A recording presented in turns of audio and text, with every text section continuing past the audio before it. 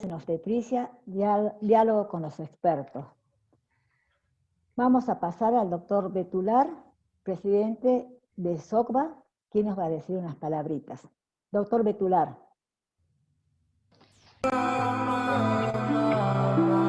El doctor Betular es ex jefe de servicio de tocoginecología del Hospital Oñatilia. Marinita, por favor, la música. Ahí está. El doctor Ángel Betular, ex jefe de servicio de tocoginecología del Hospital Oñatilia, Rafael Calzada, provincia de Buenos Aires, docente asociado de la Cátedra de Obstetricia de la UBA y actual presidente de SOCBA. Adelante, doctor Betular. Hola, muchas gracias. Saludos a todos. Para mí es un honor y un placer para todos SOCBA hacer este webinar en conjunto con la Sociedad de Tucumán, que siempre nos recibe tan bien. Primero de todo, feliz Día de la Primavera y feliz Día de la Sanidad, ustedes que están ahí en el Jardín de la República. La verdad que es un gusto para todos nosotros compartir este webinar y poder pasar la experiencia que hemos acumulado en estos meses de algo nuevo como el coronavirus, y que nos ha obligado, entre otras cosas, a hacer estas reuniones a distancia, vía Zoom y virtuales, y que ya nos estamos acostumbrando de a poco. Tenemos un disertante de gran nivel, panelistas de lujo, y toda la cordialidad de Tucumán hacia nosotros, y espero que nosotros también la tengamos con ustedes, como siempre. Y nada, no quiero gastar más el tiempo y darle inicio, si quieren, al webinar, así que presenten tranquilos ya los disertantes. Bueno, perfecto. Ángel, fíjate si están compartiendo ya en SOCBA. Mandamos para que ya compartan vía SOCBA, vía Facebook. Bien, no lo estoy viendo por eso. Bueno, Marina, por favor, al doctor Asprea. Ahora sí, vamos a presentar al doctor Ignacio Asprea, que es el disertante de esta reunión, miembro de la Comisión Directiva de SOCBA, integrante del Comité Científico de Obstetricia, miembro del Comité Científico de Salud Materna de FASGO, docente del Centro de Simulación Clínica del Hospital El Cruce y de la carrera de Medicina de UNAC, Fellow de American College of Obstetrics and Gynecology, ACOG. Doctor Ignacio Asprea, es un honor tenerlo. Por favor, adelante. Hola, buenas noches a todos. Bueno, es un gusto, la verdad, compartir nuevamente con la gente de Tucumán, de la sociedad, y en conjunto con SOCBA esta actividad. Me ha tocado estar con ustedes en algunas actividades en la provincia y bueno, y esos recuerdos no se borran nunca. Tengo muchos amigos por allá. Y bueno, nos toca vivir, como decían, ahora esta situación tan especial, así que vamos a tratar de compartir un poco lo que vinimos trabajando en SOCBA desde el mes de marzo, principios de abril, tratando de mostrar las recomendaciones, trabajar en las actualizaciones, así que bueno, espero que esta presentación sea de utilidad. Voy a compartir pantalla para empezar.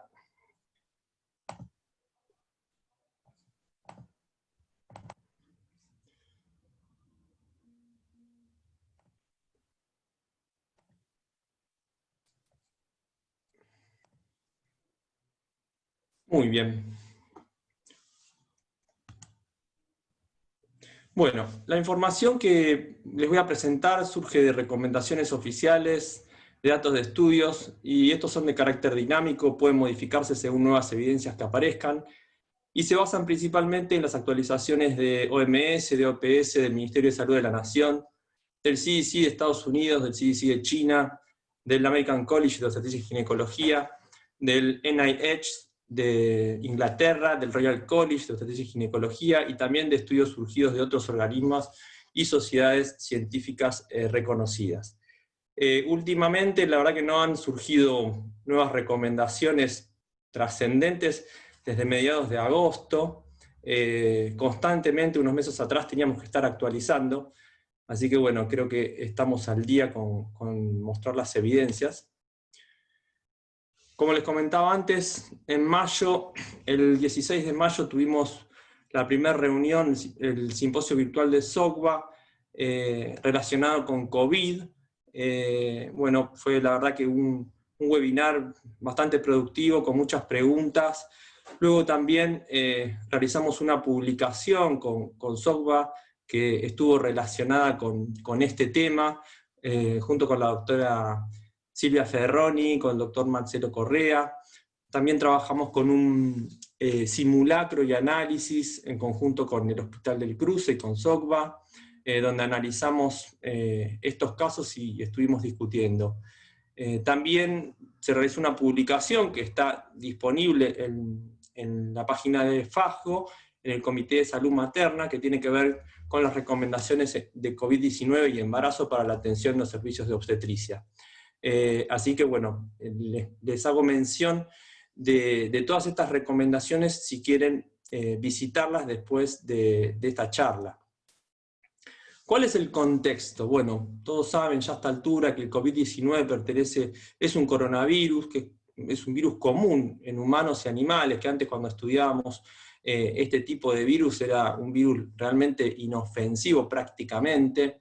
Bueno, ya igual los últimos años, en el año 2002 y en el año 2012, aparecieron unos cuadros clínicos asociados a coronavirus con repercusión sistémica, bastante importante, y eso quedó como antecedente. Ahora surgió en diciembre del 2019 el COVID-19, el COVID-2, como es conocido. La OMS declaró la pandemia el 11 de marzo del 2020 y hoy, al día de hoy, afecta a 31 millones de personas, o sea, esos son los casos que se informaron, seguramente son muchos más, con 1 millón de muertes reportadas en todo el mundo, y la letalidad mundial hoy, por suerte, ha disminuido de 3,11%, en mayo era cercana al 7%, y pegó muy duro, como ustedes saben, en España y en Italia, sobre todo por desconocimiento de esta enfermedad, o sea, cómo se podía tratar mejor, los agarró desprevenidos y fue muy, muy dura. En Argentina tenemos una letalidad del 2,07%, que está por debajo del promedio mundial, y realmente hemos trabajado duro para preparar el sistema de salud y no tenemos que bajar la guardia para que los tratamientos y la batalla que le estamos dando al COVID sea lo más exitosa posible. En Argentina, hoy en día tenemos esta distribución geográfica del virus, esta distribución epidemiológica, y en las últimas semanas se ha dispersado hacia el interior del país, ahora en Tucumán, en Río Negro, en Mendoza, en Córdoba, en Santa Fe, en Salta, son puntos ya de mucha concentración viral, donde prácticamente tienen las mismas cifras que teníamos nosotros hace un mes, hace 2 meses, en el ámbito de la ciudad de Buenos Aires y el conurbano.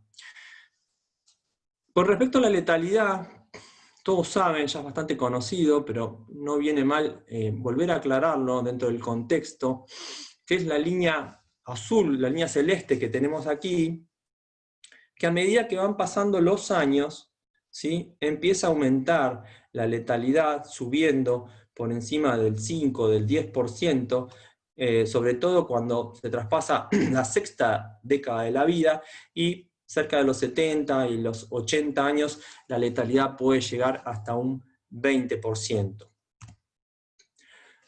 ¿Cuál es la presentación clínica cuando esta se da? ¿No? Porque sabemos que también hay muchísimos casos asintomáticos y vamos a comentar después un poquitito de esto, ¿no? Bueno, los síntomas son fiebre, tos, dolor de garganta, dificultad respiratoria, malestar general, un síndrome gripal general, mialgias, diarrea, pérdida de olfato y gusto, sobre todo, que hay que tenerlo en cuenta y es uno de la sintomatología bastante característica, aunque en muchos casos son poco específicos, y sabemos que de todos los que presentan síntomas, el 80% son cuadros leves, aproximadamente un 14 o 15% son cuadros moderados, y el 6% solamente son cuadros severos. Y el 50% de estos cuadros severos van a necesitar posiblemente asistencia respiratoria mecánica o algún otro dispositivo que han estado en desarrollo en los últimos meses para asistir respiratoriamente a nuestros pacientes, no con el clásico respirador, pero sí con otros dispositivos. Y los cuadros severos están dados por neumonías bilaterales, neumonías graves, el síndrome de distrés respiratorio del adulto, sepsis con foco respiratorio, shock séptico con foco respiratorio. En cuanto a las embarazadas, sabemos, por lo que conocemos de la fisiología de los cambios gravídicos, que todos los cambios fisiológicos predisponen a un mayor riesgo de infecciones severas. Pero por suerte, y a diferencia de lo que nos pasó con H1N1, donde las muertes, o sea, el 10% de las muertes fueron embarazadas cuando terminó la pandemia, en 2009, por suerte esto es diferente, ¿sí? Hay una baja tasa de internación, solamente del 6% de todas las embarazadas que se contagian de COVID, necesitan internación el 6%, esto es similar a la población general. O sea, el embarazo no corre como un factor de mal pronóstico, ¿sí? El 81% de los casos hospitalizados fueron en el tercer trimestre. Hay una baja tasa de internación en UTI, y las que se internaron en UTI tenían comorbilidades. Hay una baja mortalidad en embarazadas del 1,2% de todos los casos hospitalizados, y obviamente que se asocia con otros resultados perinatales, como nacimiento pretérmino en un 27%, de los cuales el 62% fueron los famosos pretérminos iatrogénicos, que son aquellos que tienen indicación médica, generalmente por insuficiencia respiratoria, una baja transmisión vertical, por suerte, porque al principio se pensaba que había una alta transmisión vertical, del 2,5% aproximadamente, y los síntomas observados en las embarazadas fueron fiebre, tos seca, diarrea, decaimiento, disnea, linfopenia, aumento de la proteína C, y las pacientes embarazadas asintomáticas, y este es un punto importantísimo de la charla, varían entre el 20 al 60% en diferentes estudios. Acá abajo cito algunos de los estudios de esta bibliografía, y también les voy a mostrar algunas estadísticas nacionales, ¿sí?, que fueron publicadas en julio por el Ministerio de Salud de la Nación, por el área de epidemiología, donde nos muestran que el 48% de las pacientes fueron asintomáticas, ¿sí? 48% de las embarazadas fueron asintomáticas, y el 52% fueron con síntomas, o sea, una proporción bastante elevada en la muestra de Argentina.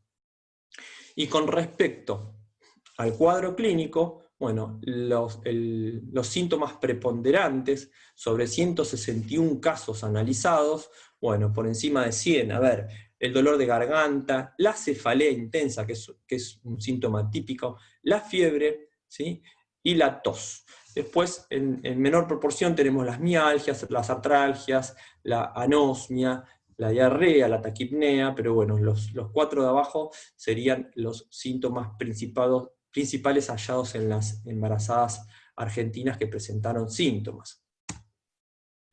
En cuanto a la transmisión vertical y lactancia, hay un estudio muy interesante, muy bien realizado. O sea, hoy en día tenemos una casuística nosotros más importante que esta publicación, que es una publicación de Inglaterra, el UCOS Study, con 666 recién nacidos, con madres con COVID positivo confirmado, resultaron 4% de los neonatos positivos, de estos 666. En cuanto al modo de nacimiento, 2,7 fueron por vía vaginal, 5,3 fueron por cesárea, 7 recién nacidos fueron amamantados, y 3 recibieron leche de fórmula, ¿sí? Acá no veo este numerito, bueno, y en 17 neonatos no se informó el método de alimentación. Y bueno, esto lo que nos muestra realmente es que la infección neonatal por COVID-19 es poco común, la tasa de infección no es mayor, ¿sí?, cuando el bebé nace por parto vaginal o por cesárea, y esto es importantísimo para la toma de conducta obstétrica, si es amamantado o permanece con la mujer después del parto. Y con esto vamos construyendo un poco algunas recomendaciones que vamos a hacer después. En cuanto a la organización institucional, hablamos un poco de lo que es la epidemiología, las características clínicas. Ahora vamos a hablar un poco de lo que es la organización institucional. ¿Cuáles son las recomendaciones para las instituciones? Para los servicios de obstetricia también.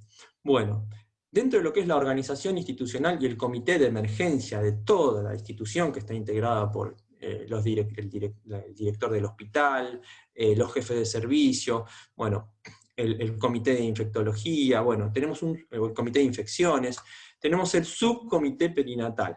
Este va a estar a cargo de la organización del servicio de obstetricia y neonatología y las recomendaciones pertinentes con COVID y perinatología. Los objetivos, entre otros, van a ser organizar un circuito de atención de pacientes, establecer el triage, redefinir los espacios en la planta física, que es uno de los objetivos fundamentales, que es la sectorización, y organizar al recurso humano. En cuanto al circuito de atención, vamos a empezar a hablar de lo que son los ingresos en las instituciones.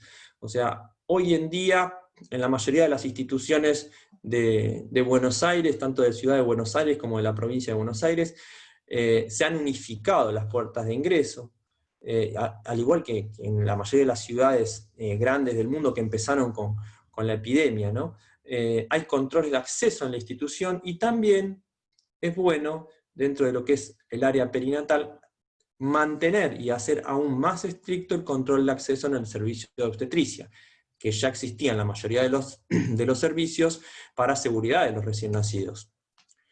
En cuanto al triage, que son los puestos donde se va a hacer la evaluación, ¿qué significa triage? El triage es un sistema de selección y de clasificación de pacientes que permite gestionar el riesgo clínico para optimizar la atención y la seguridad.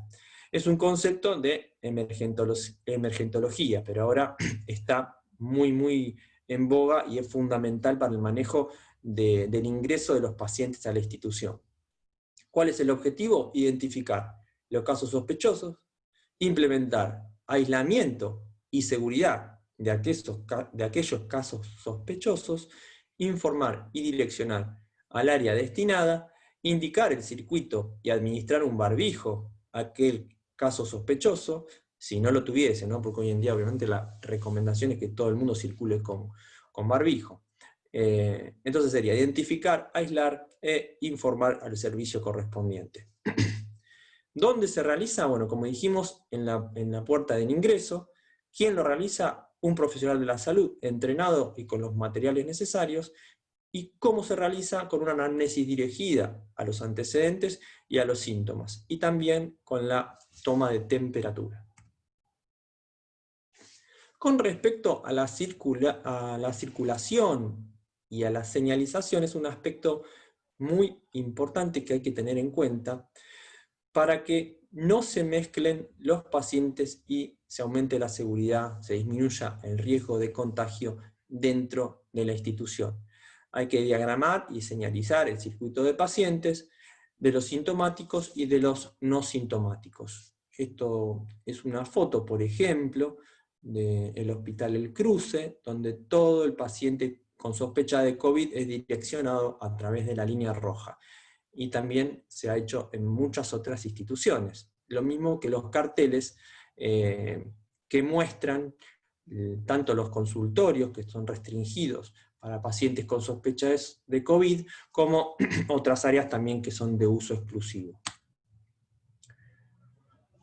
Así que, como comentábamos, hay que separar la circulación y la espera también de las embarazadas y otros pacientes, tanto en consultorio como en guardia, respetar la distancia ideal de 2 metros entre cada persona, y también en las salas de espera, donde generalmente donde están los bancos de espera, se espera con banco de por medio, y también muchas veces se sacan asientos, ¿no? Para que no haya un hacinamiento dentro de la sala de espera.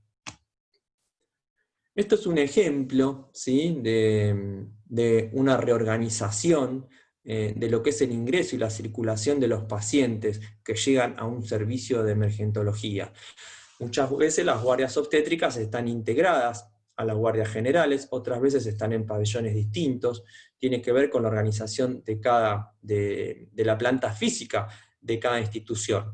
Pero bueno, lo que tenemos que tratar es que los pacientes con sospecha de COVID tengan un ingreso completamente diferente de aquellos pacientes, o se los direccione a un sector diferente, que los pacientes que no tienen sospecha de COVID.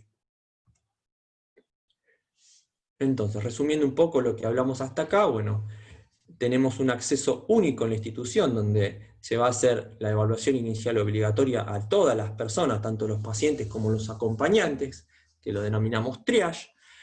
Los casos sospechosos van a ser direccionados al sector de aislamiento respiratorio para hacer la evaluación respiratoria específica, y también se los va a direccionar a otros servicios. A su vez también desde otros servicios, por ejemplo, desde obstetricia, donde deberíamos hacer siempre un segundo triage, o sea, no relajarnos, porque a veces si nos confiamos solamente en el triage de ingreso, podemos pasar de manera inadvertida, no darnos cuenta de que tenemos enfrente una paciente con un cuadro clínico compatible con COVID, así que podemos llegar a detectarlo y también direccionarla a las áreas específicas de COVID. Vamos a hablar un poco ahora de lo que es la atención del nacimiento en pacientes sin sospecha de COVID. Igual, a ver, de entrada ya dijimos que hay un porcentaje elevadísimo, ¿sí?, con una muestra de Argentina, de casi el 50% de pacientes que son asintomáticas.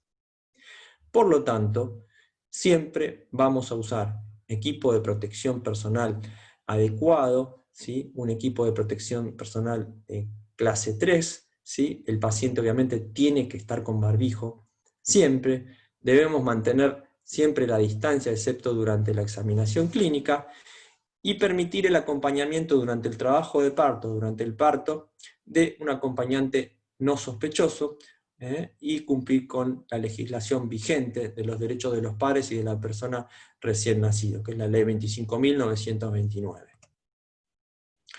Después vamos a ampliar seguramente con las preguntas con el equipo de protección personal. Acá tenemos una experta, la doctora Silvia Ferroni, que habló de esto, y bueno, en el webinar de SOCVA, pero hoy en día la recomendación firme que hay es tratar de extremar los cuidados, la seguridad, y usar las máximas protecciones, ¿sí?, ya sea antiparras, máscaras faciales, guantes y barbijo N95 cuando estamos enfrente de un paciente, sobre todo los pacientes sospechosos o aquellos contactos con riesgo generador de aerosoles. En cuanto a las pacientes embarazadas con sospecha de COVID-19, es una paciente que viene con toda la sintomatología que citamos, por ejemplo, con odinofagia, con tos, ¿sí?, con fiebre. Bueno, tenemos que disponer de un sector de aislamiento, como dijimos antes, para evaluación, que esté separado de la circulación general, bien ventilado y claramente señalizado. Usar el equipo de protección personal adecuado, como dijimos antes, el de máxima protección, el de clase 3, evaluar en forma conjunta, y esto es fundamental, por clínicos y obstetras el estado clínico respiratorio y obstétrica de la paciente para definir su destino y tratamiento. ¿Por qué decimos esto? Porque una paciente con una afectación severa respiratoria va a tener una disposición diferente de aquella paciente que está cursando un cuadro leve, por ejemplo, y que se encuentra en trabajo de parto. Así que después vamos a analizar cada una de estas posibilidades con el algoritmo.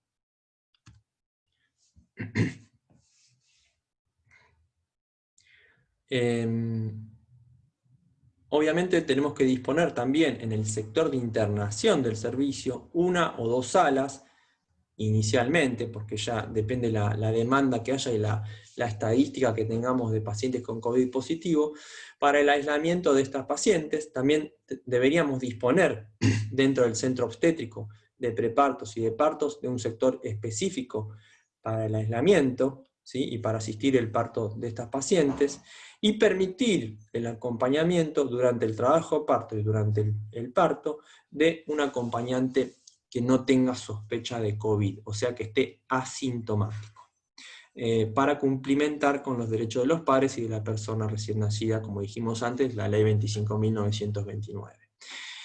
De todas maneras, el contexto de pandemia debe ser tenido en cuenta, y la emergencia en que se encuentre cada servicio va a tener la potestad de tomar la decisión. Pero bueno, esto es un marco general, y obviamente que si hay una situación extrema de crisis, la toma de decisión va a ser del director de la institución o del jefe de servicio.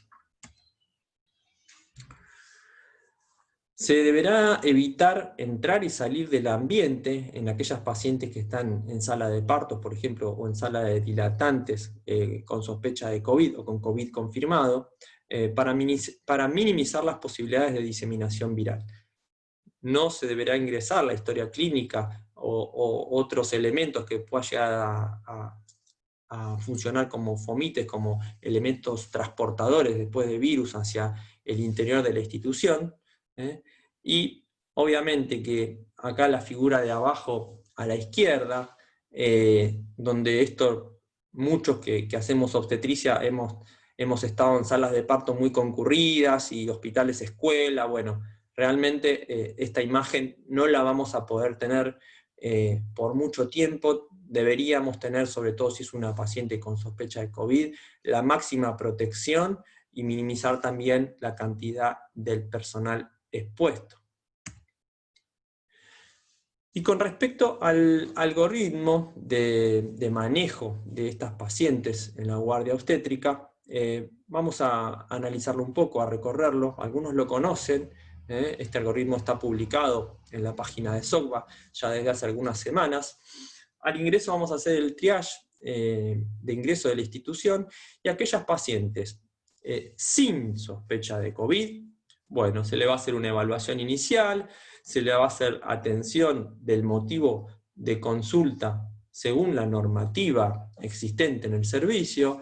Por ejemplo, si consultó por dinámica uterina irregular, bueno, se le evaluará como corresponde, como dicen los protocolos. Si realmente no tiene, está sin trabajo de parto y es una paciente de bajo riesgo, va a continuar su manejo ambulatorio como cualquier paciente. Si es una paciente que se encuentra con trabajo de parto, se va a internar, ¿sí? Y se va a hacer el control del trabajo de parto con las recomendaciones existentes y con el equipo de protección, como dijimos antes, de máxima seguridad.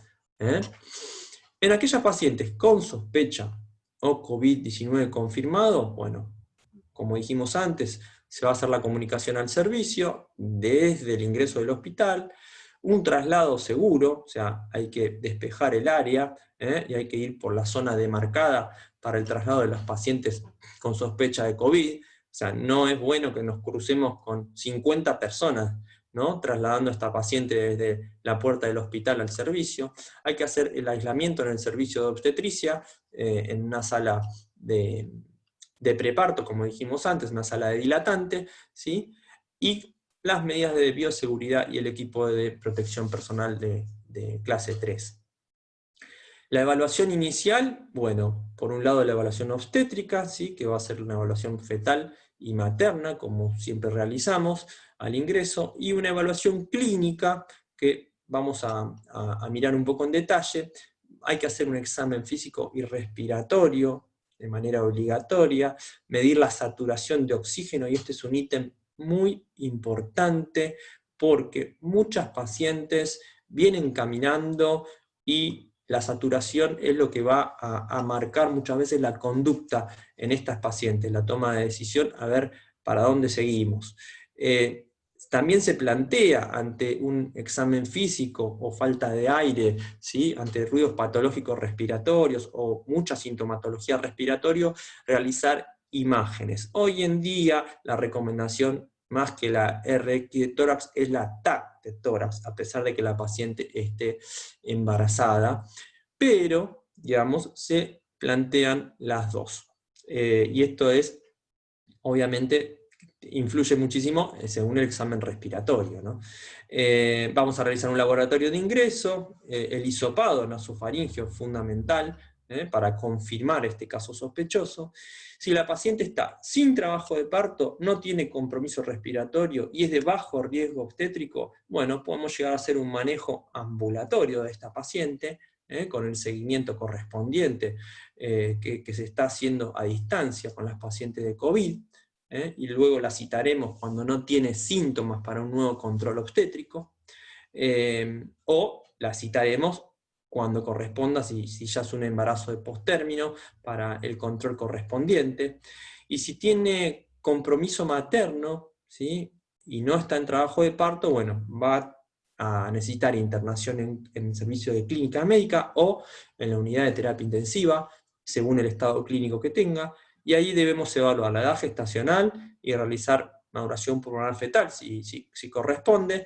Si tiene un compromiso moderado, vamos a evaluar la evolución materna y fetal para tratar de alcanzar la edad gestacional, donde podemos llegar a tener una maduración pulmonar fetal cumplida, pero si tiene un compromiso severo y hay indicios de sepsis respiratoria, por ejemplo, vamos a finalizar obviamente el embarazo por compromiso materno, o también, que es más raro, pero puede existir también por compromiso fetal, por medio de una cesárea de urgencia. Y acá también podemos llegar a debatir bastante si el compromiso es severo, es un compromiso respiratorio severo. Hay que tener en cuenta la necesidad de hacer una intubación orotraqueal de esta paciente, porque muchas veces, como todos sabemos, ¿no?, con anestesia raquídea, hay caída de la oxigenación, hay una hipotensión secundaria, con hipoxia, con una hipovolemia, con una hipoxia tisular, con hipoxemia, que puede llegar a descompensar el cuadro materno, así que atentos a también la anestesia. Si la paciente se encuentra con trabajo de parto, sin compromiso materno, bueno, vamos a realizar una cardiotocografía continua con oximetría de pulso durante cada hora, ¿sí? Y si es mayor a 94% la saturación, bueno, va a continuar su trabajo de parto, y obviamente se van a tomar las medidas de bioseguridad, como dijimos antes, y el equipo de protección personal de máxima seguridad. Pero si esta paciente está en trabajo de parto y tiene un compromiso materno, bueno, vamos a hacer obviamente toda la evaluación fetal con el monitoreo continuo, ¿sí?, evaluar gases en sangre, y si la saturación de oxígeno es menor a 94, y no tiene respuesta al aporte de oxígeno, también vamos a finalizar el embarazo por compromiso materno por cesárea. ¿Cuáles serían los criterios de internación en UTI? Bueno, una taquipnea, ¿sí?, mayor a 30 por minuto, una saturación de oxígeno menor a 93%, la inestabilidad hemodinámica, la tensión arterial menor a 90-60 con un relleno capilar mayor a 3 segundos o alteración de la conciencia. Quiero aclarar que estos criterios de internación en UTI fueron pautados por la gente de la maternidad Sardá. Seguimos conversando un poquito de lo que es la organización del recurso humano, que es un ítem fundamental para los tomadores de decisión, para los jefes de servicio. La seguridad es fundamental, ¿sí? Y todas las personas que trabajan en la institución tienen que conocer que existen diferentes áreas exclusivas para pacientes COVID positivo, así como los circuitos que estuvimos comentando antes. Hay que realizar las capacitaciones en medidas de protección, de higiene, de desinfección, los manejos de desechos y los circuitos establecidos. Es muy importante que a nivel de las instituciones se trabaje con la capacitación de equipo de protección personal, de lavado de manos, ¿sí?, de todo lo que es vestirse y desvestirse en espejo, o sea, tener enfrente, un compañero que nos esté guiando para no contaminarnos cuando nos estamos sacando el equipo de protección personal. Así que todas estas capacitaciones son muy importantes y aumentan la seguridad de nuestro personal. Obviamente que vamos a proceder de acuerdo a la situación epidemiológica local y del servicio, ¿sí? De acuerdo a diferentes escenarios. Como nos pasó a nosotros en el mes de mayo, en abril, mayo, junio, la verdad que teníamos pocos pacientes con COVID, o sea, pocas embarazadas con COVID, o pocas pacientes en general con COVID, y pocos compañeros contagiados. Entonces, bueno, hay que hacer una adecuación también de la organización del recurso humano de acuerdo a la situación epidemiológica que estamos viviendo, o que le toca vivir a cada servicio en forma particular. Existirán sin dudas, como tuvimos nosotros acá en Provincia de Buenos Aires y en Buenos Aires, bajas transitorias de personal por contagios, y hay que tener un plan para afrontarlo, ¿no? Que es la situación que nos toca hoy a nosotros. Hoy en día, en los servicios donde yo trabajo, por lo menos tenemos 2 o 3 compañeros que han sufrido infección por COVID, y en algunos casos mucho más, y si tenemos en cuenta todo el personal que integra, digamos, la perinatología, muchos más aún. Entonces, algunas estrategias para tratar de combatir este problema, ¿no? Para aumentar la seguridad, bueno, es disminuir las intervenciones electivas, o sea, todo lo que son las cirugías programadas del servicio de tocoginecología, contemplar, realizar aquellos casos que son realmente urgentes o muy necesarios, casos de gravedad o de gravedad moderada, designar refuerzos, hacer reemplazos, pensar en hacer reemplazos transitorios, y esta estrategia que les voy a comentar ahora se ha implementado en varios servicios de la provincia de Buenos Aires, por ejemplo, y de Ciudad de Buenos Aires, y ha tenido bastante éxito, que es designar equipos multidisciplinarios independientes responsables de la atención por periodos de 14 días. Y así se minimiza el riesgo de propagación intraservicio. Esto hay que hacerlo según el impacto epidemiológico, lo repito, ¿no? Como dije antes, que esté viviendo cada servicio en particular, o cada institución en particular. Hay que gestionar también la colaboración de profesionales de otros servicios, como por ejemplo los cirujanos generales, que no van a tener tantas cirugías programadas en el hospital, o médicos generalistas, para que colaboren en la maternidad, que la maternidad no para, lo sabemos todos, los partos siguen. Y evaluar también el cierre temporario de algunos servicios debilitados, reasignando profesionales a servicios de otros hospitales, lo que conocemos conceptualmente como regionalización del recurso humano. Otra estrategia que puede ser útil, que cada institución la va a tomar de acuerdo a los medios con que cuente y a la disponibilidad de los testeos, es hacer un testeo periódico del personal. Hoy en día, por suerte, se está testeando muchísimo. En algunas instituciones el resultado está en el día o en 24 horas, así que tanto el dosaje de inmunoglobulinas, pero sobre todo el hisopado en aquellos casos sintomáticos, es muy, muy importante. Y sabemos que dentro de las instituciones los mayores contagios se han dado en compañeros de jornadas. Entonces, algunas recomendaciones especiales para los compañeros de guardia. Es difícil, ¿no? Porque la guardia nosotros la vivimos como un día de la semana muy especial, donde terminamos cansados, pero también es una forma de vivir, ¿no? Ejercer la medicina y ejercer y transitar una guardia, transitar nuestra guardia. Primero que nada, evitar compartir áreas comunes, poco ventiladas. Evitar compartir comidas sin distancia adecuada o sin higiene adecuada de las superficies. Muchas veces también nos pasa que nos relajamos y estamos cansados y frenamos un rato y no tomamos conciencia o aflojamos con el tema de la higiene, que es fundamental, la higiene de manos, la higiene de las superficies para evitar los contagios, ¿no? Hay que lavarse las manos y usar barbijo siempre, aunque estemos de guardia de 24 horas, aunque estemos en nuestra, entre comillas, guarida de guardia, igual tenemos que tener conciencia de que nos podemos contagiar porque el virus está en todos lados o va a estar en todos lados. Y hemos tenido lamentablemente casos fatales de compañeros que se han contagiado en las jornadas de trabajo. Así que bueno, también el tema de proteger a aquel recurso humano con factores de riesgo, que no lo había dicho, pero es fundamental, y eso es importantísimo por lo que explicamos antes de la letalidad que existe con respecto a los grupos etarios. En cuanto al control prenatal, voy a comentar algunas estrategias.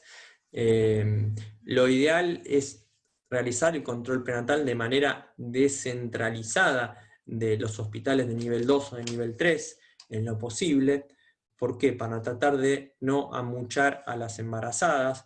Hay que espaciar los controles prenatales de bajo riesgo a 5, como había una recomendación en su momento de OPS, de CLAP, de 5 controles, hasta la semana 38.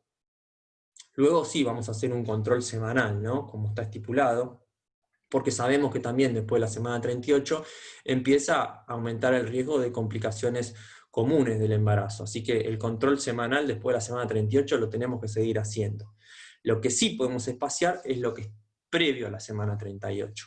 Tenemos que establecer días y franja horaria exclusiva para las embarazadas, en lo posible, unificar prestaciones el día de la consulta. Esto es gestión interna, tratar de conseguir que cuando viene la paciente embarazada se haga el laboratorio, se apliquen las vacunas, se realice los estudios de ecografía, interconsultas en el caso que las requiera, las entregas de hierro, ácido fólico. O sea, tenemos que tratar de hacer un esfuerzo para mejorar la gestión y poder superar este problema.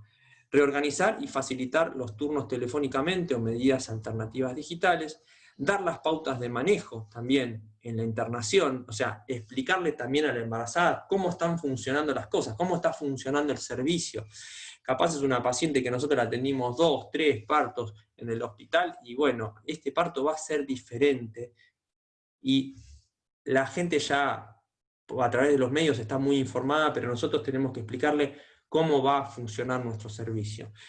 También tenemos que considerar realizar algunas consultas por telemedicina, sobre todo aquellos casos leves o aquellas pacientes, como decía antes, que están cursando un cuadro leve, ¿sí?, de COVID-19 y están en semana, por ejemplo, 32. Bueno, esa paciente vamos a tratar de que vuelva al control dentro de 2 o 3 semanas cuando ya esté asintomática.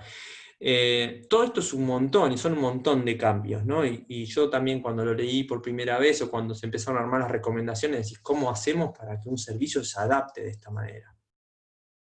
Bueno, la pandemia nos está enseñando que nos tenemos que adaptar, porque realmente si no, las consecuencias pueden ser peores. Los desafíos, y el desafío principal, pienso que tenemos aquellos que trabajamos en maternidades, que tiene el equipo perinatal en sí, es brindar una atención de calidad segura y centrada en la familia. Proteger al principal recurso en salud, que es el recurso humano, no lo olvidemos nunca nosotros, el principal recurso es el recurso humano.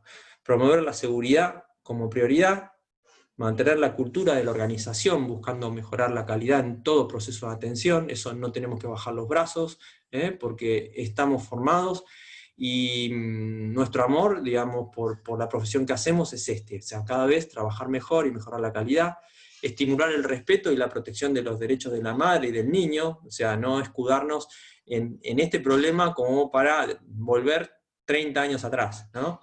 Implementar prácticas seguras, comprobada efectividad y basadas en la evidencia. Y bueno, acá los dejo con una pequeña reflexión que tienen que ver con todo lo que estamos viviendo, que cuando no podemos cambiar la situación a la que nos enfrentamos, el reto consiste en cambiarnos a nosotros. Y bueno, muchas gracias. Hasta acá llegué. Muchas gracias. Excelente. La verdad, Ignacio, muchas gracias por todo lo que nos pudiste brindar. Bueno, ahora vamos a dar parte a la segunda parte. Vamos a presentar a la doctora Ana Martínez, que es integrante de nuestra comisión directiva, expresidente de SOGOTUC y docente de la Universidad Nacional de Tucumán, quien se va a encargar del diálogo con los expertos. Anita, adelante.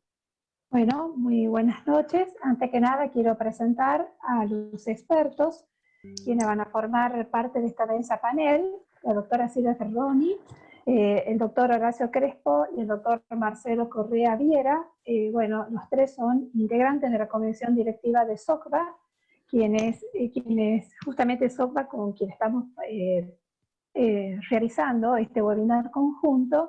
Y bueno, ellos tienen una vasta experiencia, más allá de sus capacidades docentes como jefes de servicios, y digamos, en la experiencia que van teniendo desde que comenzó esta pandemia, es por eso que tenemos el honor de contar con ellos hoy, y bueno, vamos a dar lugar justamente, comenzando esta mesa panel. Por favor, Marina, si ya puedes dejar la placa. Es muy grato para nosotros, antes que nada, agradecer que estemos conectados, digamos, con buena parte del país, desde Jujuy hasta el sur, como así también nos llegan muchos saludos desde Colombia, República Dominicana, Perú, Paraguay, El Salvador y Bolivia. Así que nos parece un excelente momento para reunirnos. Bueno, estamos hoy, digamos, le vamos a dar lugar a la doctora Silvia, primero, y nos gustaría, Silvia, que, bueno, en este caso veo que tenemos una vasta experiencia. En el caso de la doctora Ferroni, es integrante del Centro de Telemedicina COVID-19 del Ministerio de Salud de la provincia de Buenos Aires, y ella está teniendo esta experiencia tan importante con la cual, es como dice el doctor Asprea, hemos tenido que aprender. Frente a lo inevitable, nos hemos adaptado. Entonces sería bueno, Silvia, que nos cuente la experiencia que ustedes tuvieron con respecto a los contactos, si se tuvieron, cómo hicieron las orientaciones a las pacientes, los seguimientos de las pacientes asintomáticas y en qué caso las alertaban sobre los criterios por los cuales debían recurrir a los servicios de obstetricia, cuáles son los criterios digamos, que nos pueden alertar ante una complicación. Bien, bueno, ante todo, muchas gracias a la Sociedad de Obstetricia y Ginecología de Tucumán, gracias por la invitación. Sociedades hermanas se unen justamente ante esta pandemia que nos está haciendo cambiar realmente, como dijo recién Ignacio. Fíjate que provincia de Buenos Aires, vamos a tomar provincia de Buenos Aires específicamente, que es donde me desempeño. A nivel del Ministerio de Salud de la provincia de Buenos Aires, nace un centro de telemedicina COVID-19. Este centro de telemedicina surge en relación a la cantidad de llamados que se hacían al 148. Entonces, un paciente sintomático llamaba al 148 refiriendo síntomas, se le tomaban todos los datos y luego nosotros como médicos tomábamos el caso y nos comunicábamos directamente con el paciente. Cualquier tipo de paciente, embarazada, no embarazada, y lo que hacíamos era, descartábamos, interpretábamos que los síntomas no correspondían, o lo tomábamos como caso sospechoso, o lo tomábamos como caso urgente si veíamos que algo estaba sucediendo que no correspondía. Tal cual, los mismos criterios que se toman para el adulto común son, como dijo Ignacio recién, los que tomamos para nuestras embarazadas. Pero nuestras embarazadas tienen criterios, en realidad tienen adicionales que tenemos que tener en cuenta. Cuando estábamos organizando esta charla, yo les comentaba de un caso especial que tuvimos con una embarazada de 32 semanas, asintomática, contacto, en realidad contacto estrecho de un caso sospechoso, aún no confirmado. 32 semanas, primer embarazo. Los dos convivían en la misma casa. Entonces, situación especial. ¿Qué pasa con esta embarazada? ¿Qué hago con esta embarazada? Por ejemplo, ¿la dejo en la casa esperando síntomas, o sea, para ver cómo evoluciona? ¿La mantengo realmente separada de su conviviente? ¿Quién la va a acompañar a la consulta? Es un primer embarazo y gemelar, y 32 semanas. Por lo tanto, puedo tener normas, protocolos, guías a seguir, pero cada caso es un caso particular.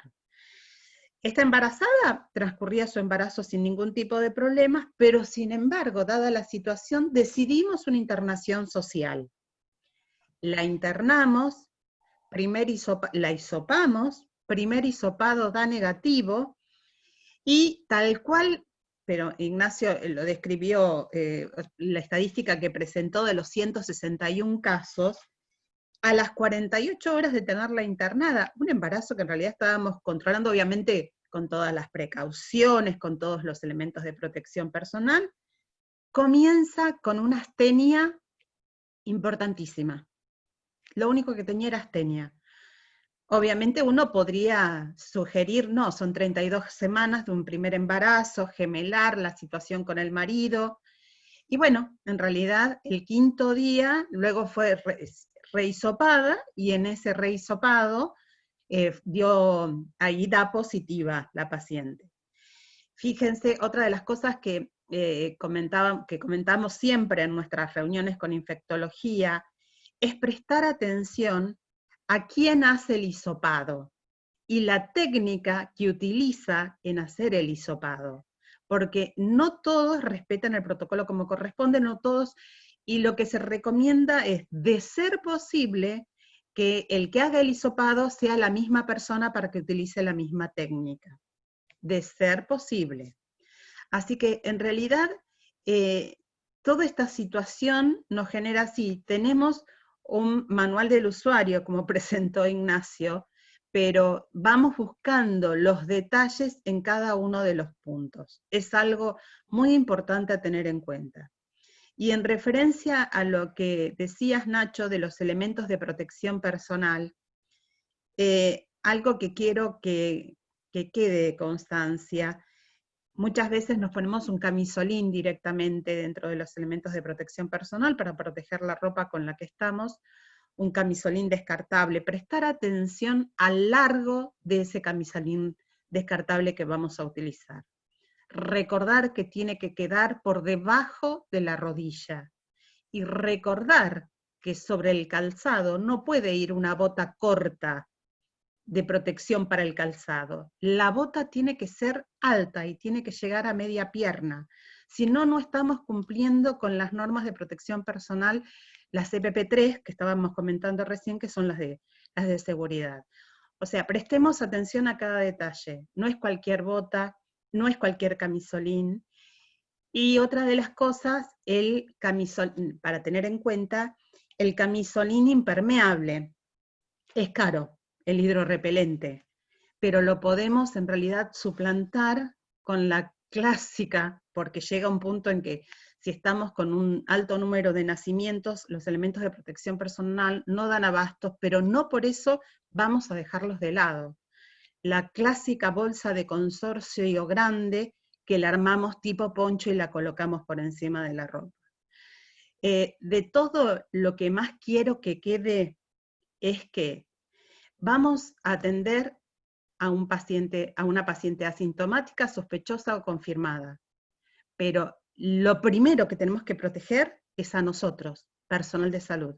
Si nosotros no estamos protegidos, no podemos asistir, porque nosotros en realidad somos lo más importante para poder asistirla. Y en realidad, como decía Ignacio, empecemos cuidándonos nosotros, y de esa forma vamos a poder hacer una muy buena asistencia.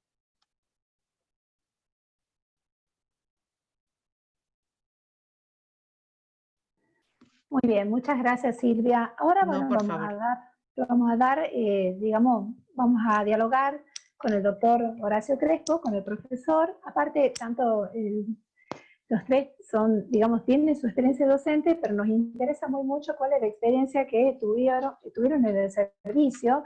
Bueno, el doctor Horacio Crespo, digamos, el jefe de la división obstetricia del Hospital Piñeiro de Cava. Entonces, ¿cuál ha sido la experiencia que ustedes han tenido? ¿Han tenido algún tipo de problema con respecto a la selección de las pacientes, a la internación? Me gustaría luego hablar con el doctor Marcelo Correas con respecto a otro tipo de criterios como es el de la finalización del embarazo. Pero con respecto a la experiencia de ustedes, Horacio. Bueno, buenas noches. Ante todo agradecer la participación con tanta gente amiga de Tucumán, y que es un gusto. Lo primero que quiero recalcar que dijo Ignacio, este hecho de pandemia ha sido muy distinta a la que tuvimos en el 2009. En aquella época veníamos con una mortalidad materna de 38-40 por 100.000, y en el año 2009 subió a 51 por 100.000, y luego volvió a bajar. Es decir, lo que marca lo que fue un hecho bastante dramático, y que la verdad en este momento no estamos pasando. Lo segundo, yo soy jefe de un hospital que está en el área sur de la ciudad de Buenos Aires, y que tiene un área programática muy grande, y sin duda una de las más pobres que existen, con muchos asentamientos. Entonces, uno de los puntos más complicados que se nos presentó fue lo que había marcado hace un rato Silvia, y era cómo devolver a esa paciente a su casa, porque realmente era imposible evitar que no estuviera en situación de riesgo con los convivientes, etc. Nosotros al día de hoy tenemos más o menos 48, 50 casos entre embarazadas y puérperas para este tema, en las cuales no tenemos internación propia, es un hospital antiguo, se internan en un sector de clínica médica que las mantiene hasta con la observación nuestra también. Hemos puesto desde el vamos un control con hematología porque estamos heparinizando a las pacientes y las están controlando ellas junto con nosotros. Es decir, todos los criterios de internación fueron los que ya se vieron. No hemos tenido casos muy graves, solo 2 casos respiratorios, uno de ellos sí severo, pero un embarazo chico, es decir, no había oportunidad de terminar esa gestación. Luego la paciente siguió y sigue su embarazo en curso normal. Por supuesto no sabemos a futuro cómo va a ser el tema de ese recién nacido o de esa madre a futuro, pero hoy por hoy su embarazo está ocurriendo de forma normal. Uno de los puntos más complejos que tenemos sin duda es la posibilidad de nuestro centro obstétrico. Es un centro obstétrico chico, lo que hizo que tuviéramos que habituar un consultorio externo que teníamos en la zona baja de la maternidad para partos con pacientes COVID directamente y evitar la circulación, y eso es un punto muy importante. Hoy por hoy todos sabemos lo que es la maternidad segura y centrada en la familia, todos sabemos lo que es el acompañamiento. Lo que sí tenemos que evitar es que ese acompañamiento sea de distintas personas. Sí dejar entrar al padre o a la persona que la mamá decida sin ningún tipo de inconveniente, pero es la única persona que tiene posibilidad de movilizarse, porque si no en entrada y salida, como en otras épocas pasa en las maternidades, sabemos que hay mucha frecuencia y mucha llegada de gente, etc. Es imposible tener algún tipo de aislamiento, tener algún tipo de situación en la cual podemos estar tratando de evitar una propagación. Entonces, eso es uno de los puntos más álgidos que hay. El acompañamiento sí, pero con ciertas restricciones. Y estas restricciones es que no puede entrar y salir continuamente, y cuando entran después en salas generales a acompañar, bueno, tienen un par de horas sin movilizarse de la misma. Por supuesto, pacientes que no han tenido acompañamientos que no tengan ningún factor de riesgo, con barbijo, etcétera, lo que hemos visto. Hoy por hoy esa es nuestra realidad. Es bastante compleja por el tema de los asentamientos, como se ha visto. Buenos Aires o la ciudad en este momento está un poco más estable de lo que estuvo hasta hace 1 o 2 meses, pero eso no quita que en el servicio hayamos tenido 6 casos de médicos, tanto de planta como de guardia, contagiados, lo que lleva también a aislamiento del compañero de guardia, es decir, de toda la gente, obstétricas también y enfermeras. Es decir, hoy por hoy, todo lo que es el sistema o la guardia está como emparchada en distintos lugares, porque cada caso que aparece hay un aislamiento de 3 o 4 personas más por un espacio de 1 semana a 10 días. Entonces es fundamental lo que marcó recién Silvia y lo que dijo antes Ignacio, los EPP. Por suerte están llegando o han mejorado la distribución, pero bueno, es fundamental que en la cabeza nuestra, que a veces hacíamos partos sin barbijo, sin ningún tipo de inconvenientes, hoy tener que hacer el parto con el barbijo, más la máscara, etcétera, sin duda, u operar, sin duda trae molestias, pero son mucho menores que las de una enfermedad. Gracias. Muy bien, muchas gracias, Horacio. Bueno, con respecto al doctor Marcelo, habíamos conversado previamente. Yo quiero enfatizar que entre los comentarios de este webinar les encantó el protocolo que estuvo presentando, y justamente ellos son los autores, los que están acá, por eso es que están invitados. Les agradezco. Marcelo, nosotros habíamos hablado justamente con respecto a este webinar, y yo, justamente la pregunta que todos nos hacemos, y es lo que muchas veces queda en respuesta, es las grandes dudas con respecto a cuándo finalizar el embarazo. O sea, las situaciones, más aún cuando estamos ante embarazos pretérminos, cuáles son las situaciones donde tenemos que tener muy presente cuándo finalizarlo. Hola Ana, buenas noches a todos. Gracias Ana por la invitación, a toda la gente de Tucumán y las colegas de SOCBA. Si me permitís, antes de pasar a la pregunta específica, me tomé 2 minutos para recolectar algunos datos. El Hospital Gandulfo de Lomas de Zamora es un hospital que está en la provincia de Buenos Aires, en la zona sur, en la región sanitaria sexta, que es una de las más grandes de la provincia de Buenos Aires, y donde creo, si no me equivoco, si no me corrige nadie, donde más casos hay actualmente de embarazadas con COVID. Nosotros más o menos andamos en los mismos números que los que comentó Horacio, más o menos atendimos unas 50 pacientes confirmadas, de las cuales el 70% ya tuvieron familia y un 30% aún permanecen embarazadas. De esas pacientes que tuvieron familia, el 65% tuvieron un parto normal y un 33% una cesárea, y un 1% fueron pérdidas de embarazo. Con respecto a los resultados perinatales, hemos tenido buenos resultados, simplemente 2 recién nacidos con COVID positivos, de los cuales obviamente no hemos podido hacer una asociación causal con la transmisión. Si bien, como ustedes saben, la transmisión vertical está descripta, no hemos podido asociar si ha sido transmisión vertical o si se ha tratado de transmisión transversal.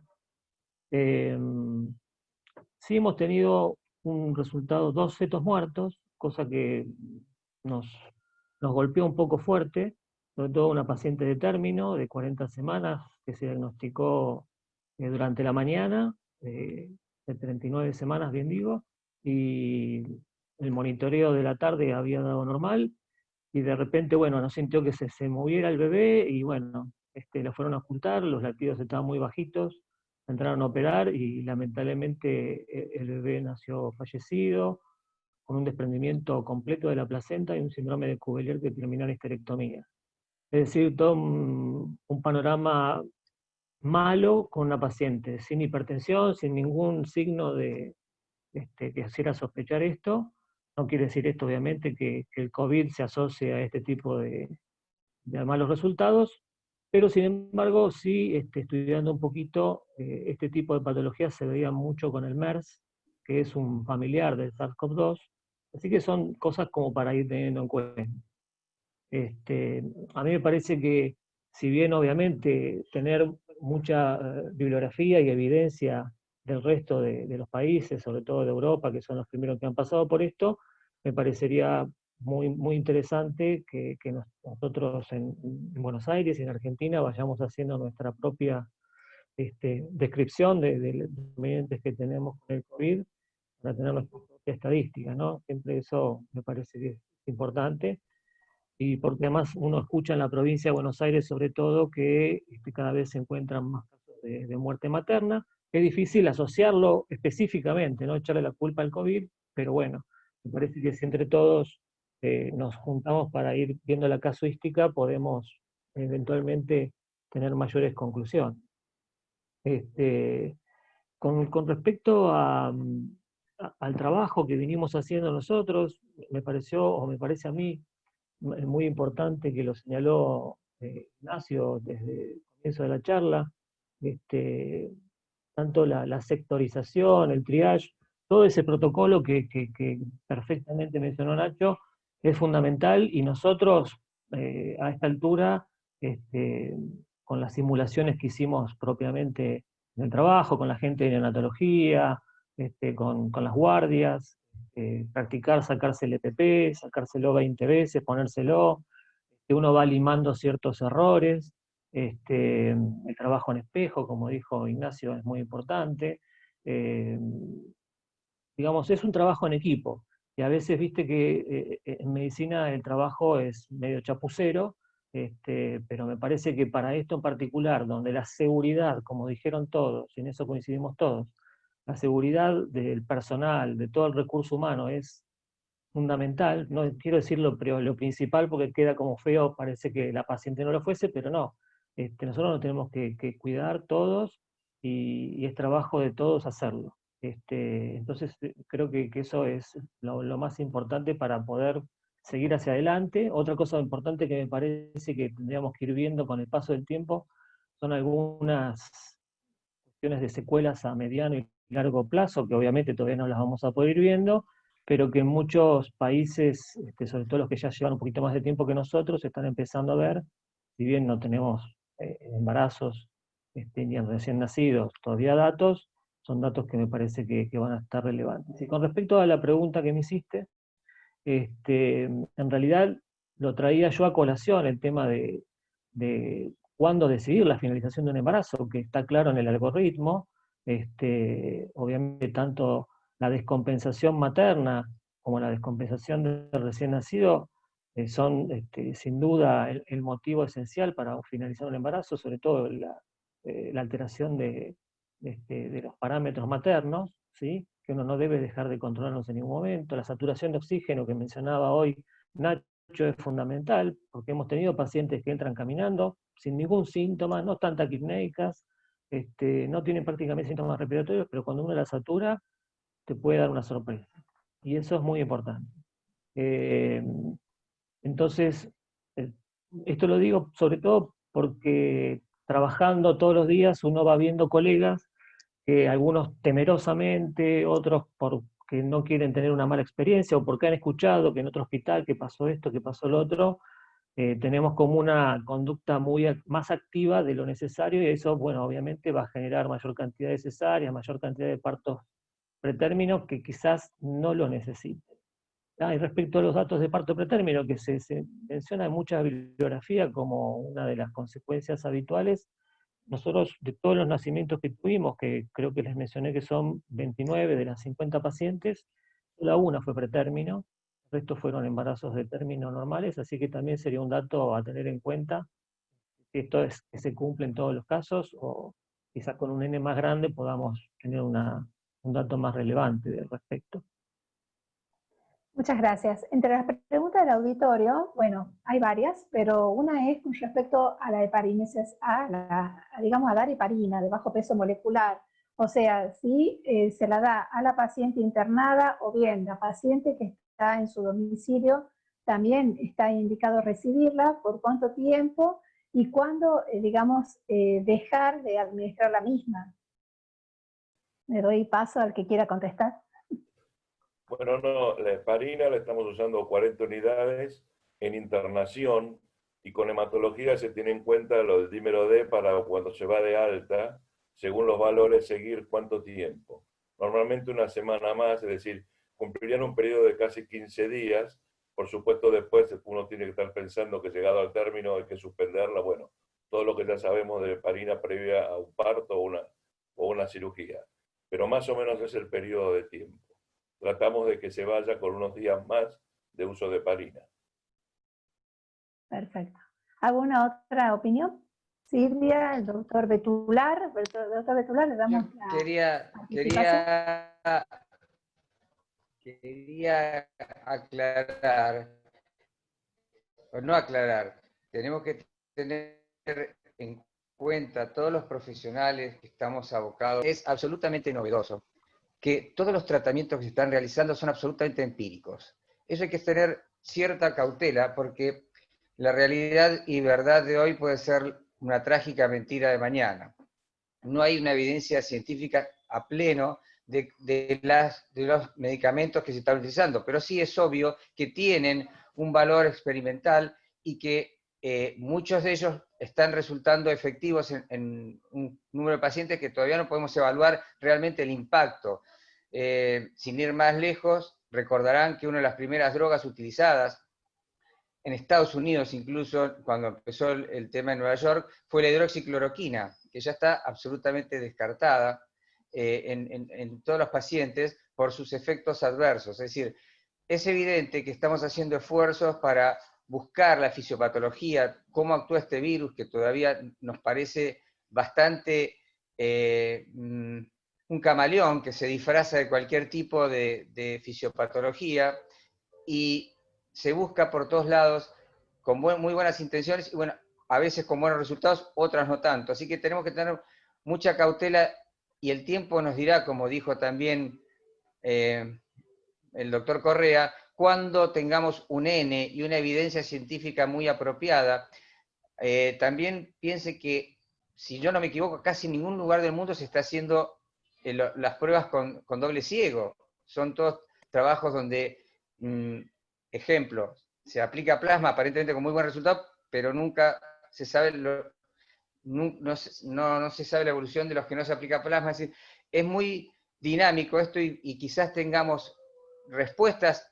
Yo tengo, discúlpenme, un montón de dudas y preguntas de este virus y cómo está actuando, no solo en embarazadas, sino fuera de embarazo, y ojalá tengamos respuestas lo antes posible, y ojalá tengamos la vacuna lo antes posible, para poder volver en cierta medida también a nuestra vida normal, entre comillas, que quizás no lo vuelva a hacer nunca más. Eso por un lado. Y quería utilizar un poquito de este webinar solamente para decir esto, que es desde SOCBA, yo quiero mandar un abrazo y un aliento muy solidario a todo el personal de salud, que realmente en estos tiempos ha tenido muchas bajas y le va a seguir teniendo, y están brindando todo, realmente brindando todo, y muchas veces olvidados por nuestras autoridades. Y realmente, nada, quería hacerle llegar desde SOCBA, y creo que se solidariza conmigo Sogotuk también, un aliento muy grande a todos nosotros, me incluyo, a todo el personal de salud que está luchando mucho y que ha tenido en nuestros diferentes compañeros laborales realmente bajas y enfermedades con una evolución muy seria. Gracias. Gracias.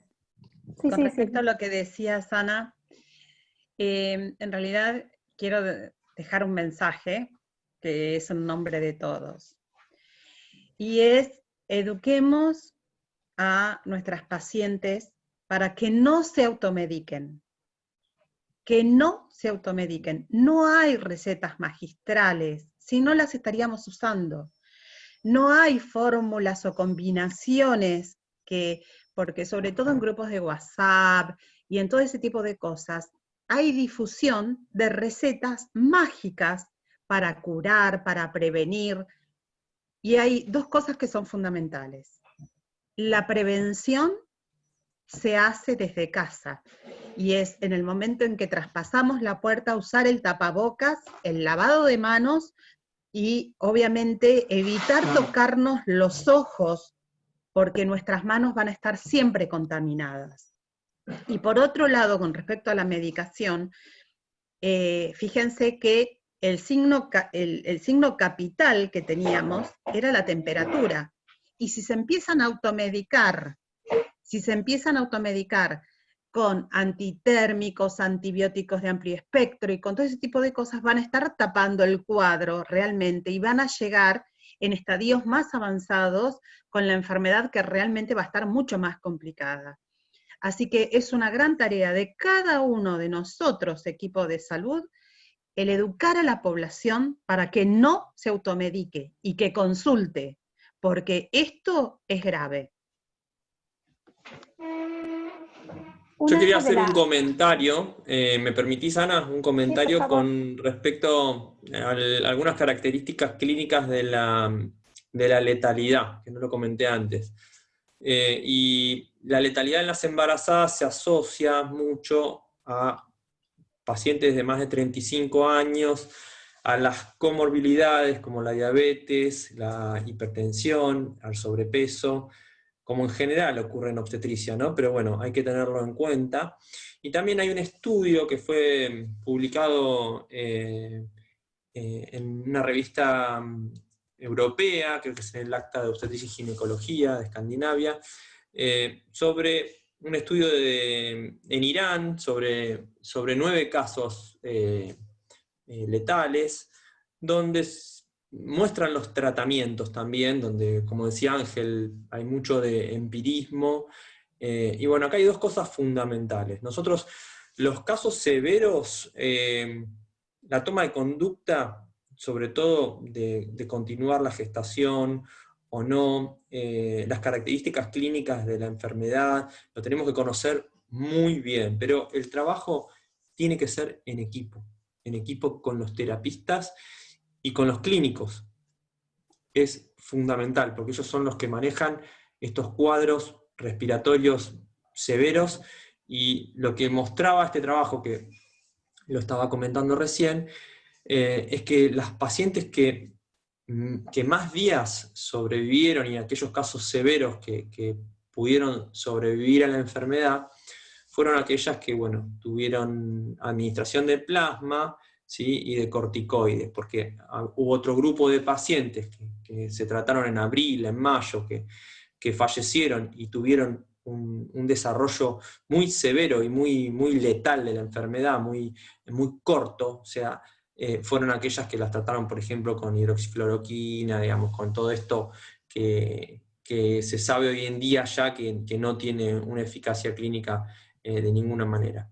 Así que bueno, el trabajo en equipo fundamental, y bueno, hoy en día el uso precoz de plasma y la dexametasona está dando buenos resultados. Y bueno, saturar a las pacientes obstétricas, lo volvemos a remarcar porque es algo fundamental, y trabajar en equipo también, fundamental. Una de las preguntas del auditorio es si es recomendable que hoy cualquier paciente, no solamente la embarazada, tenga un oxímetro de pulso en la casa, si es recomendable para medir su saturación. Que mucha gente lo está haciendo, ¿no? Una cuestión práctica. Bueno, otra de las preguntas que hay es la siguiente, o sea, preguntan, por ejemplo, con respecto al testeo que se le está realizando al personal de salud cada tanto, ¿cuál es la periodicidad con la cual testean al personal de salud en las instituciones donde trabajan para justamente prevenir, digamos, este tipo de complicaciones con respecto a las enfermedades dentro del personal de salud? En nuestro hospital es semanal. Bien. Me parece perfecto. Cada 15 días. Yo Todo puedo contar depende también que en el Hospital del Cruce se están haciendo testeos de inmunoglobulinas G y M de manera no tan periódica, pero se están realizando. Y también en instituciones privadas también se está haciendo un screening de los profesionales de la salud con inmunoglobulinas. Pero también se sabe hoy en día que la sensibilidad diagnóstica de estos kits que existen no es del todo confiable, y en muchos casos, digamos, tal vez fueron pacientes o fueron personas o fuimos nosotros que cursamos una enfermedad leve o prácticamente asintomática y no hay hallazgo de anticuerpos en algunos casos. Así que el dosaje de anticuerpos también es bastante controversial. El que le sale positivo festeja y agradece que ya tiene sus anticuerpos, pero no son de manejo clínico hoy en día para una toma de decisión.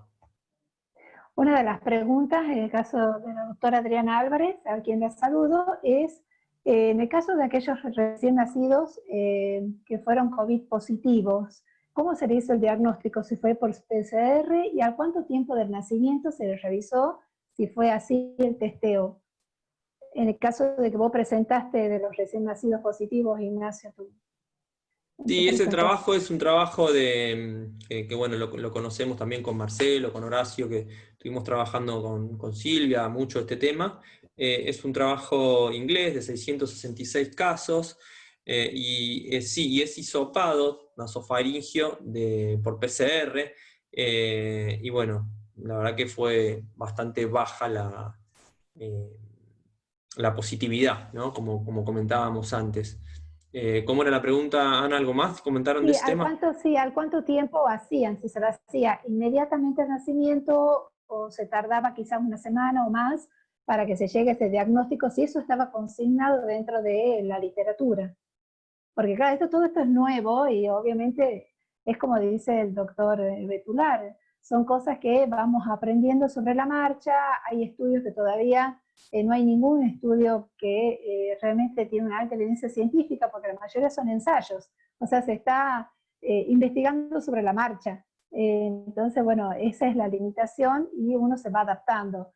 Es importante con respecto a la organización de los servicios, una de las preguntas que hacían una del auditorio, era con respecto a la organización en un servicio, o sea, que se les planteaba, en este caso, que no tenían un servicio de obstetricia aislado para paciente COVID que van a ser asistida y lo tienen que hacer en una maternidad donde comparten ya sea la sala de parto con otras pacientes que son COVID negativos. Entonces, un problema que se les plantea, digamos, es cierto. No sé si ustedes tuvieron que adaptarse. Por otro lado, ustedes tienen por ahí hospitales polivalentes.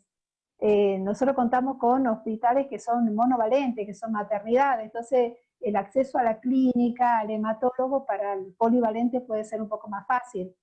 No sé cuál ha sido la experiencia que tuvieron ustedes con respecto a la organización de los servicios en cada uno de los hospitales donde trabajan. Tuvimos que reorganizarnos, o sea, son distintos, tenemos una sala de partos, un quirófano específico para lo que es COVID positivo o sospechoso, y otro para los que son asintomáticos, o sea, para las pacientes asintomáticas. Pero tuvimos que reorganizarnos, tuvimos que adaptarnos, se sacó todo el mobiliario que había, son paredes peladas casi realmente. Y algo de buena práctica, que lo dijo Ignacio, en realidad es dejar de ingresar con cosas a tanto a sala de partos como a quirófano. Por ejemplo, la historia clínica, el libro de partos, No, todo eso tiene que quedar fuera directamente. Pero tuvimos que reorganizarnos y rehacernos en esta situación, pero no pueden ser los mismos bajo ningún aspecto. O sea, ningún aspecto es el ideal. ¿Cómo dice el doctor? Coincido con Silvia y bueno, un poco lo que mostró Ignacio.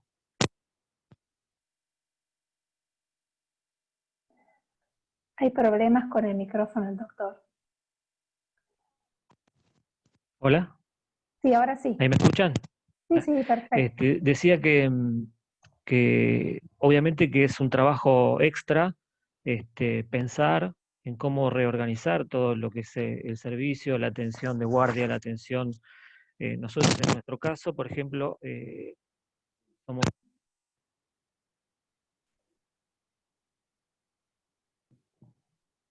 Está con un problema con el micrófono, Marcelo. ¿Ahí me escuchan? Ahí sí.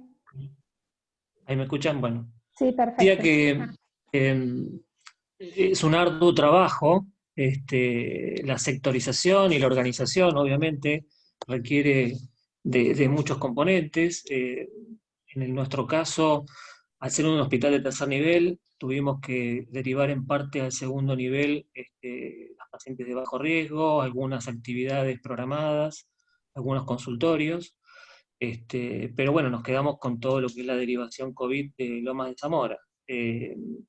Eso implicó tener dos guardias, una guardia para no COVID, una guardia para COVID, una sala de partos para no COVID, una sala de partos para COVID, y así sucesivamente.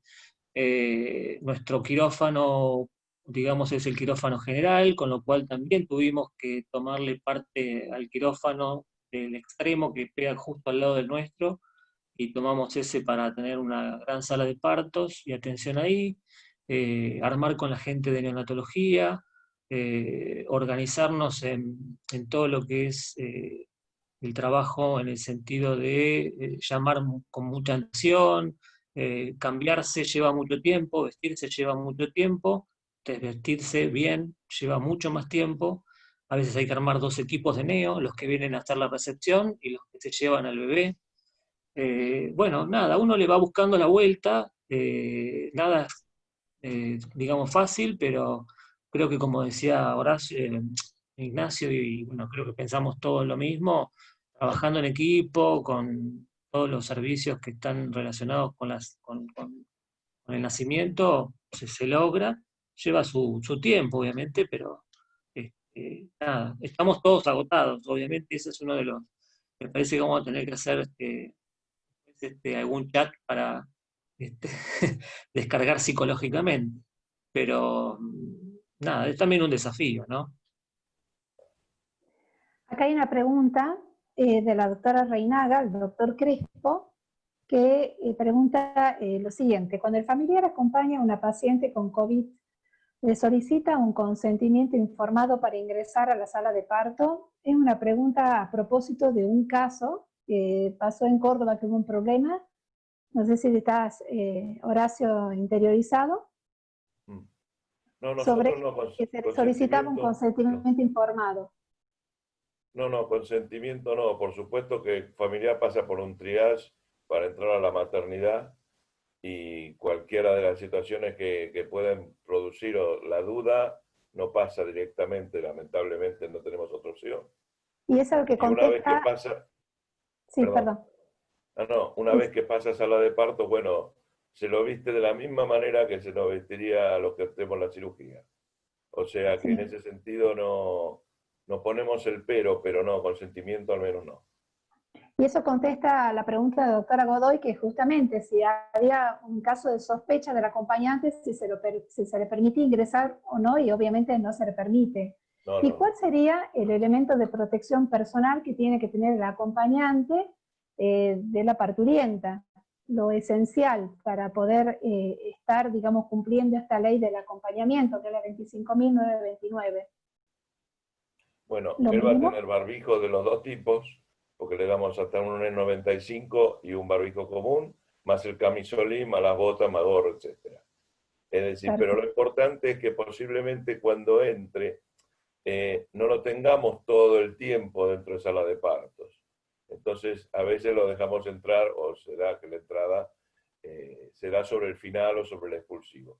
Hay que tener en cuenta que nuestra sala de partos no tiene división, entonces muchas veces hay dos partos simultáneos, se genera por ahí un conflicto, pero bueno, eso pasa por las características antiguas de la sala de parto nuestra, lamentablemente. Y después, respondiendo un poco a lo que preguntabas antes, Ana, como te decía, hemos acondicionado un sector o un consultorio para partos simplemente con COVID. Como todas las pacientes cuando llegan a la maternidad son hisopadas, y entre un periodo de entre 4 a 6 horas tenemos el resultado, puede ser en el hospital, podemos tener casi siempre el diagnóstico previo.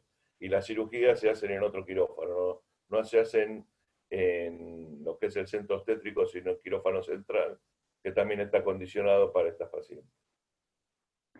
Hay una pregunta del auditorio que es con respecto a los estudios previos a un nacimiento, especialmente para una cesárea programada, porque hay instituciones donde se le exige realizar una teleradiografía de tórax o hasta una TAC de tórax. ¿Realmente con 48 horas de anticipación nos daría un aporte, o bien esto es a raíz de complicaciones que se han dado en el postoperatorio y que la paciente se han manifestado con muy malos resultados?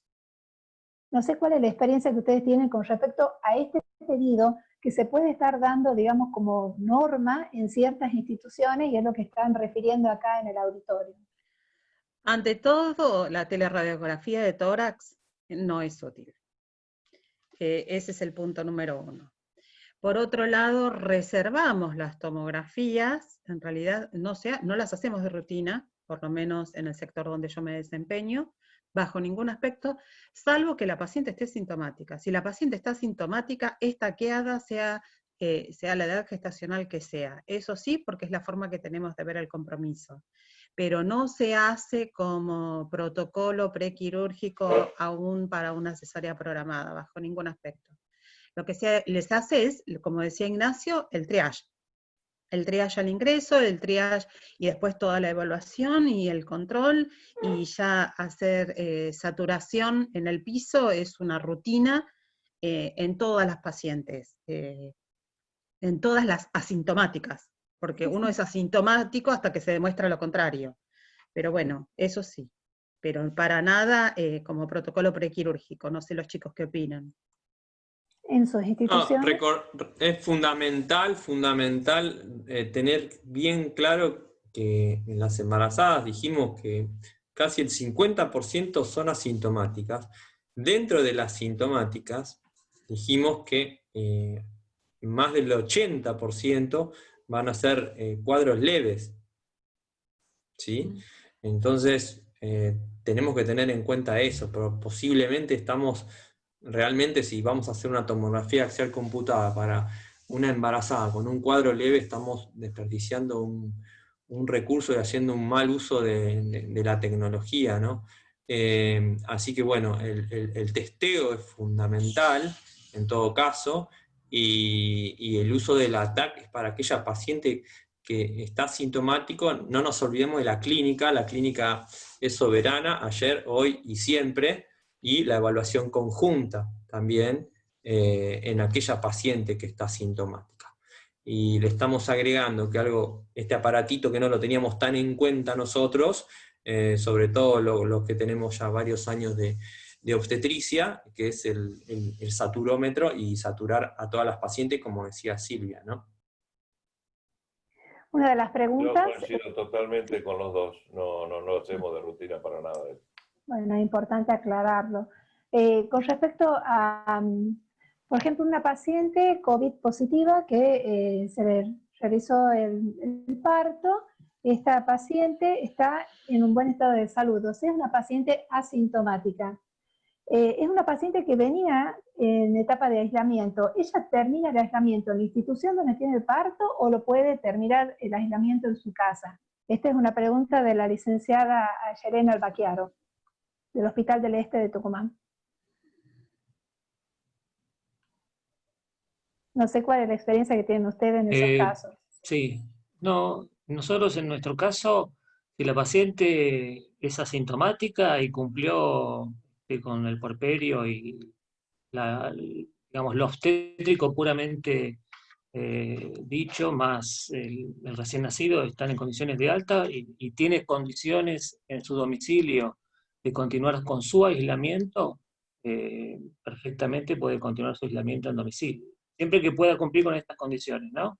Está aislada en el domicilio hasta cumplir los días, que en general son los 10 días después de terminar con los síntomas, más estar 48, 72 horas sin sintomatología, y que el recién nacido esté en condiciones también de irse con su mamá. La doctora Mónica Gelsi de Salta nos pregunta con respecto a si hacen el apego en forma inmediata después del nacimiento y la puesta al pecho, que es una de las recomendaciones que hablabas, Ignacio. La doctora Mónica Gelsi está en una de las maternidades de Salta, y bueno, a quien la saludo desde acá de Tucumán. Bueno, Silvia, ¿responde vos? Yo le quiero mandar simplemente un saludo a Mónica.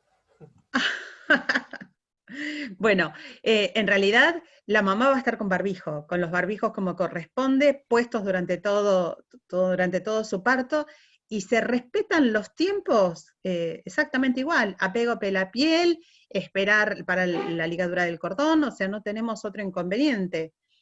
La única situación que podría estar complejizando sería si la mamá no está saturando como corresponde, o sea, las condiciones clínicas de la madre, pero una madre en buena situación clínica puede recibir a su bebé con una buena protección. Y la lactancia no se suspende. En realidad, vieron que tenemos poco número de recién nacidos. Lo que hay que tener cuidado es, si estoy con una mamá que es positiva, el traslado del bebé, o sea, que el bebé esté a más de 2 metros, que se cumplan los protocolos, una buena higiene de las mamas previa a la lactancia con barbijo, con todo como corresponde, y después que sea otra persona la que traslada el recién nacido a su cuna, no la mujer, no la mamá positiva o si estamos con un cuadro sospechoso hasta tanto se reciba el resultado del hisopado. Pero en esas situaciones hay que hacer el aislamiento aéreo, de gotas y el aéreo. Nacho. No, sí, tal cual, de acuerdo con Silvia, y los beneficios de la lactancia materna son, y el apego, digamos, el contacto piel a piel inmediatamente después del parto, del nacimiento, es ampliamente superior al riesgo que hay de contagio neonatal. Así está descrito, la transmisión, como habíamos dicho, es baja. En aquellos casos que se han contagiado no se sabe si fue directamente una transmisión transplacentaria, una transmisión vertical o una transmisión durante las primeras horas después del nacimiento, porque también los estudios que hay, algunos se hizo el testeo dentro de las primeras 6 horas, otros luego de ese lapso, digamos, o sea, no hay también, habría que investigar un poco más hoy en día cuáles son los protocolos de neonatología del seguimiento de ese recién nacido, pero la transmisión es baja y generalmente también los neonatos tienen cuadros leves, hay pocos casos también de cuadros severos. Así que la recomendación de Nación hoy en día y las recomendaciones internacionales lo que dicen es que el beneficio es superior al riesgo para el recién nacido. Vamos a, digamos, para ir redondeando ya el tema, unas preguntas con respecto a la maduración. Se utiliza la dexametasona porque ya viene, en el caso de pacientes que están comprometidas, que ya están internadas, es un tratamiento que ya viene indicado por su patología y es el que mejor funciona, por un lado, y también preguntan con respecto a los tratamientos de primera elección en casos de antibióticos y analgésicos en el postoperatorio.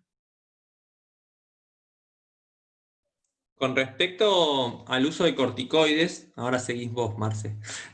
Con respecto al uso de corticoides, el uso de corticoides, si está indicado por indicación materna, ¿sí? O sea que le estamos administrando corticoides por el COVID, es de indicación de los terapistas o de los clínicos, y son otras dosis que se manejan, ¿de acuerdo? Así que la indicación de maduración pulmonar fetal, hay que ver cuál es el contexto clínico de la madre. Sí la vamos a hacer, obviamente, porque sabemos que la letalidad, la mortalidad aumenta y es peor, digamos, el riesgo es mucho mayor en el tercer trimestre, por lo que sabemos de la mecánica ventilatoria, ¿no? Y los cambios gravídicos respiratorios que existen. Así que vamos a hacer la maduración pulmonar fetal a dosis habituales, si es por indicación obstétrica, y la indicación de los corticoides por motivo respiratorio cuenta por el lado de los clínicos, de los terapistas, y se usan dosis obviamente más elevadas de dexametasona que para maduración pulmonar fetal, que generalmente la hacemos con betametasona. No entendí bien exactamente la pregunta respecto a los antibióticos, pero entiendo que si hablamos de lo que es el tratamiento de la neumonía bilateral de las pacientes, para nosotros, por ejemplo, en el hospital lo maneja Infecto. El tratamiento estándar al que estamos acostumbrados es Ceftriaxona Clinda. Pero bueno, a veces puede ir variando según el buen manejo o buen criterio que tengan los infectólogos. Y con respecto, si la pregunta tenía que ver con la profilaxis antibiótica cesárea, bueno, nosotros usamos normalmente entre 30 y 60 minutos previos cefazolina, como creo que se usa en la mayoría de de los hospitales y los sanatorios como está indicado en las normas de la SADI. Así que con respecto a antibiótico, por lo menos en lo que concierne a obstetricia, otra indicación no tendríamos. Perfecto. Bueno, yo ahora le voy a hacer una pregunta que están, digamos, circulando, y es con respecto a desmitificar cierto tipo de tratamientos que circulan en las redes. Nos preguntan con respecto al ibuprofeno por vía nasal. O sea, si, bueno, tratemos lo posible de aclarar porque esto lamentablemente circula, y bueno, acá nos están preguntando si han tenido experiencia de dónde viene este tipo de recomendación, si es que realmente no tiene, digamos, muy buenos resultados o no está probado. No hay evidencia clínica. La única recomendación desde sede central es el registro de temperaturas y antitérmicos simples, como puede llegar a ser el paracetamol. Solo eso, porque si no, lo que estamos haciendo es tapando el cuadro. Y el ibuprofeno por vía nasal es un antiinflamatorio local y no es un proceso inflamatorio de nariz. O sea, por más que haya absorción sistémica, no. Lo único que está recomendado para el tratamiento de los síntomas es el uso del paracetamol, pero previo registro de de la temperatura y registrar bien cuáles son los síntomas que se tienen para después llegar al contacto con el personal de salud. Pero lo único es el paracetamol, sea embarazada o no embarazada. Nada más que eso. Perfecto. ¿Quieren hacer algún tipo de aporte con respecto al resto de los servicios? Puesto que las preguntas han sido, la mayoría han dado, digamos, se las ha respondido en forma adecuada. Son muchísimas las preguntas, es muchísima la gente que está interiorizada y está con mucho tipo, digamos, con inquietudes, ¿no? Y se les agradece que realmente hayan estado acá con nosotros para poder ayudarnos, puesto que, bueno, no solamente nos ayuda a Tucumán, nos ayuda a todo este sector que hoy estamos empezando, digamos, a estar atravesados por esta pandemia, y ustedes la vienen luchando desde marzo, y el aporte que ustedes están haciendo hoy para nosotros es muy importante, así que eternamente agradecidos por su generosidad y solidaridad. ¿Sí? Bueno, excelente. Realmente los felicito y agradezco muchísimo la presencia de ustedes. Fue muy exquisito lo que hemos vivido esta noche. El doctor Bestular en este momento tuvo que salir. Es obstetra como todos nosotros y tuvo que ir a atender a un paciente, así que está perdonado. Y bueno, también quiero agradecer a SOCBA, quiero también agradecer a SOGOTUC, a la comisión directiva que también hace un esfuerzo muy grande, a la ingeniera Marina Sánchez, que nos está en este momento dando la parte técnica, a Gaby, nuestra secretaria, a todo el auditorio que se encuentra aquí por habernos acompañado. Llegamos a 250 oyentes. Y bueno, agradecerles, sigue agradeciendo, porque la verdad esto nos hacía falta, estamos muy preocupados con el ascenso que estamos teniendo en este momento, así que todo lo que ustedes nos brindaron con su experiencia va a servir mucho. Les agradezco, buenas noches a todos. Muchas gracias. Muchas gracias. Chao. Chao, gracias. Chao, Anita. Chao, Silvia. Hasta luego. Un gusto, Un gustazo, como siempre. Hasta la próxima. Hasta luego. Chao, Marina.